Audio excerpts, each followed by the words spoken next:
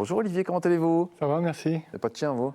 Des chiens, si, mes parents, pas moi. Ah, les parents ont des chiens. On verra ça tout à l'heure. Pour l'instant, on va s'intéresser à un sujet dont vous aviez envie de nous parler aujourd'hui, c'est l'endométriose. Qu'est-ce que c'est que l'endométriose? L'endométriose, c'est une maladie extrêmement fréquente qui concerne exclusivement la jante féminine, puisque c'est une maladie de l'appareil génital féminin. Ouais.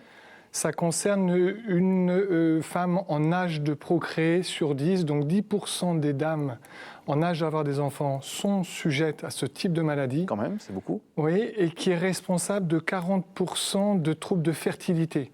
Donc ces dames qui ont des difficultés à avoir des enfants, dans 40% des cas, on retrouve ce type de problème. Ah ouais. C'est une maladie extrêmement fréquente. Est-ce que c'est lié aux règles ou pas? Alors carrément, très bonne. Ouais, merci beaucoup. Oui, c'est tout à fait lié aux règles. C'est vraiment la particularité de la maladie, puisque dans endométriose, on a le mot endomètre, et le mot endomètre, ça veut dire en termes médicaux l'utérus. D'accord. Et quand les dames ont des règles, qu'est-ce qui se passe? La muqueuse de l'utérus, on va dire la tapisserie intérieure, s'épaissit, se prépare à accueillir le bébé. Et s'il n'y a pas fécondation, donc s'il n'y a pas d'ovule fécondé qui s'implante, cette tapisserie, cette muqueuse s'élimine et ce sont des règles. D'accord. Alors, l'endométriose, c'est quoi? C'est en fait la présence de cette muqueuse, de ce que j'ai appelé la tapisserie, ailleurs qu'au niveau de l'utérus. D'accord. Et cette muqueuse peut se retrouver dans les trompes, mais aussi en dehors des trompes, c'est-à-dire dans le ventre des dames, au contact du rectum qui est tout près, au contact de la vessie qui est tout près. Et ces îlots de muqueuse peuvent saigner au moment des règles, mais comme elles ne sont pas dans l'utérus, ça ne sont pas des règles qui s'éliminent, mais par contre des manifestations douloureuses. Et on a des schémas où on voit tous ces petits îlots de muqueuse.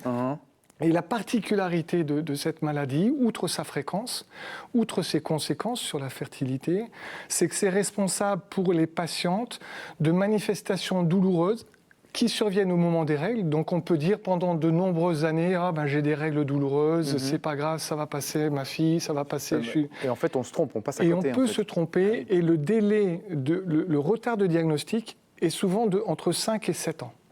Donc c'est quand même une maladie qui est très fréquente, qui est assez sournoise parce que ça peut ressembler à des règles normales, puisqu'au moment des règles, elles ont des règles qui partent, mais aussi parce qu'il y a d'autres endroits où ça saigne, mais ça ne s'élimine pas.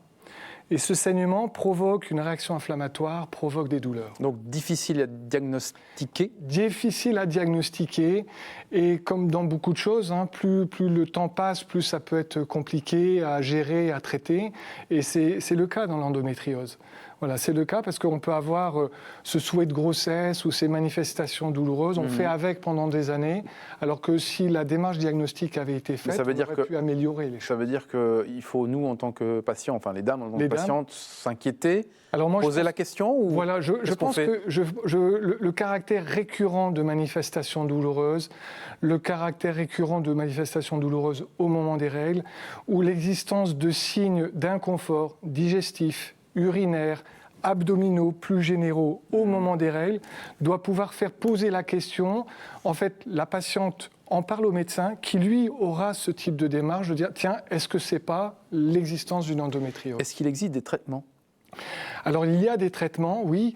Le traitement... alors, il n'y a pas un traitement miracle qui supprime le problème. D'accord. Voilà. Aujourd'hui, il y a de multiples pistes. Et le raisonnement simple, ce serait de dire, finalement, les manifestations sont liées au fait qu'il y a des règles, coupons les règles. Supprimons la présence de règles. Et ça, c'est un traitement hormonal. On donne des hormones comme la pilule, puisqu'il y a des pilules qui coupent la survenue des règles. Et donc, forcément, à ce moment-là, il n'y a plus de règles. Mais le problème, c'est qu'il n'y a pas non plus de fertilité. On ne peut pas avoir des enfants, vous comprenez? Donc, c'est à double tranchant. Il y a d'autres traitements qui peuvent être des traitements chirurgicaux. C'est sûr que quand il y a des petits nodules, et on a des images avec la chirurgie qui consiste à aller enlever ces petits endroits de cicatrices, parce qu'il y a de vraies cicatrices, on les enlève, et le traitement chirurgical en enlevant les cicatrices peut résoudre le problème. D'accord. Voilà.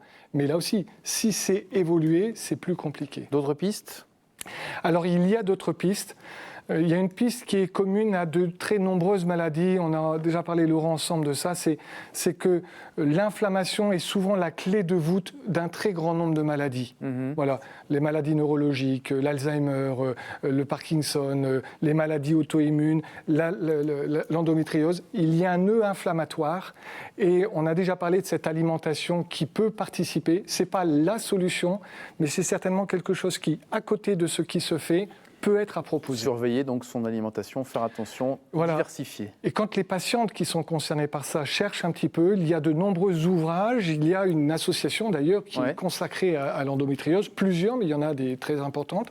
Il y a de grands ouvrages sur l'alimentation, l'inflammation et l'endométriose. D'accord. Et on revient à ce qui est le sens de la chronique, des choses simples auxquelles il faut s'atteler. Merci beaucoup Olivier Van Kemel, notre médecin. Vous revenez très vite évidemment avec d'autres conseils.